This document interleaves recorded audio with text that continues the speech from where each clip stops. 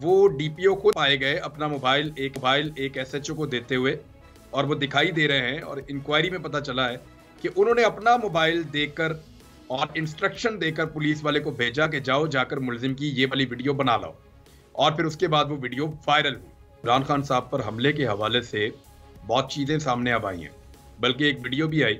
वो डीपीओ जो बार बार ये कहते रहे कि हम पता कर रहे हैं, हम ढूंढ रहे हैं कि किसने ये वीडियो बनाई, हमने सबके मोबाइल फ़ोन भी ले लिए हैं, हमने थाने के अमले को भी मुअत्तल किया है। वो डीपीओ को पाए गए अपना मोबाइल एक एसएचओ को देते हुए, और वो दिखाई दे रहे हैं। और इंक्वायरी में पता चला है कि उन्होंने अपना मोबाइल देकर और इंस्ट्रक्शन देकर पुलिस वाले को भेजा कि जाओ जाकर मुलजिम की ये वाली वीडियो बना लो। और फिर उसके बाद वो वीडियो वायरल हुई। वो वीडियो कहीं पहुंची, वहां से फिर वायरल हुई। वो किस तरह हुई उसके लिए वो कोई कोऑपरेशन नहीं कर रहे, वो किसी को भी अपना मोबाइल देने के लिए आमादा नहीं हो रहे, वो किसी भी इंक्वायरी का हिस्सा बनने के लिए आमादा नहीं हो रहे।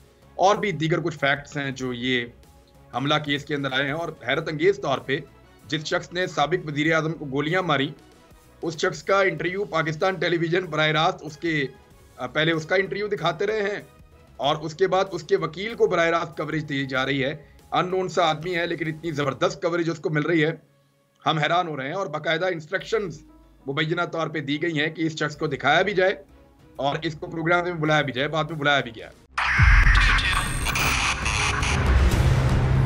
2022 बहुत सारे तोहफे भी देखे गया पाकिस्तान की अवाम को। पाकिस्तान की अवाम को एक तोहफा ये दिया कि अवाम को पता चल गया कि पाकिस्तान का मीडिया क्या है। हक और सच का सफर साल 2022 में बोल रहा नंबर 1। हमने बहुत सारे शोज और ट्रांसमिशंस की, पूरा साल मुसलसल जदोजहद में निकल गया कि ये वोट ऑफ कॉन्फिडेंस के पीछे कौन लोग थे। तोड़े रेटिंग के सभी रिकॉर्ड। सोशल मीडिया पर भी सबसे ज्यादा तेजी से 2.4 बिलियन व्यूज का संगे मील अबूर किया।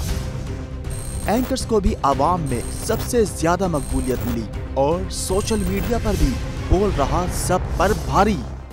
सब्सक्राइब करें और बेल दबाएं ताकि कोई खबर रह न जाए।